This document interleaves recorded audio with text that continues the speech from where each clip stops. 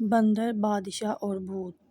ایک گھنے جنگل میں بندروں کا ایک گروہ رہتا تھا۔ بندروں کا بادشاہ بہت عقل مند تھا۔ ایک دن اس نے اپنے گروہ کو اکٹھے بلایا۔ میرے پیارے بندروں، ہم خوش قسمت ہیں کہ اس خوبصورت جنگل میں رہتے ہیں، لیکن خبردار، درخت اور پودے ہرے بھرے اور سرسبز ہو سکتے ہیں، لیکن ان میں بہت سے زہریلے پھل ہوتے ہیں۔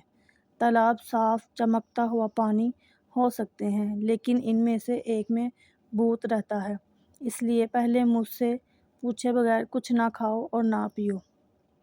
اگلے دن ایک بندر کو پیاس لگی۔ اسے بادشاہ کی بات یاد آئی اور وہ اس سے بات کرنے چلا گیا۔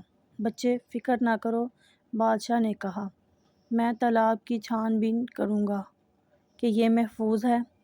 جب وہ تالاب کے قریب پہنچا تو اس نے دیکھا کہ بڑے بڑے قدم اندر جا رہے ہیں، لیکن باہر نہیں آ رہے ہیں۔ بادشاہ نے نتیجہ اخذ کیا کہ یہ وہ جگہ ہے جہاں بھوت چھپا ہوا تھا۔ سب بندر رونے لگے، اس فکر میں کہ وہ پانی کیسے پئیں گے۔ بادشاہ نے انہیں تسلی دی اور بھوت کا مقابلہ کرنے چلا گیا۔ بھوت نے قہقہہ لگایا، تم بڑے مخمصے میں ہو بندر بادشاہ، اگر تمہارے بندر تالاب میں آئے تو میں انہیں کھا لوں گا۔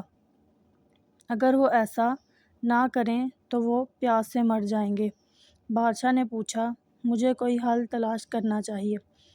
اس نے اپنے بندروں سے بانس کے ٹکڑے جمع کرنے کو کہا۔ کھوکھلی بانس کی چھڑیوں کو آپس میں جوڑ کر اس نے ایک بڑا پائپ بنایا جو تالاب کا پانی چوستا تھا۔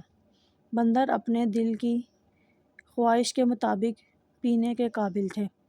سب کی طرف سے بندر بادشاہ کو سلام۔ بندروں نے نعرے لگائے۔ وہ بھوت جسے بندر بادشاہ نے اپنی سمجھداری سے شکست دی تھی، وہ لمبے چہرے کے ساتھ تالاب میں واپس چلا گیا۔ جب چیزیں مشکل لگیں تو کبھی ہمت نہ ہاریں، بندر بادشاہ کی طرح باصبر اور ہوشیار رہیں۔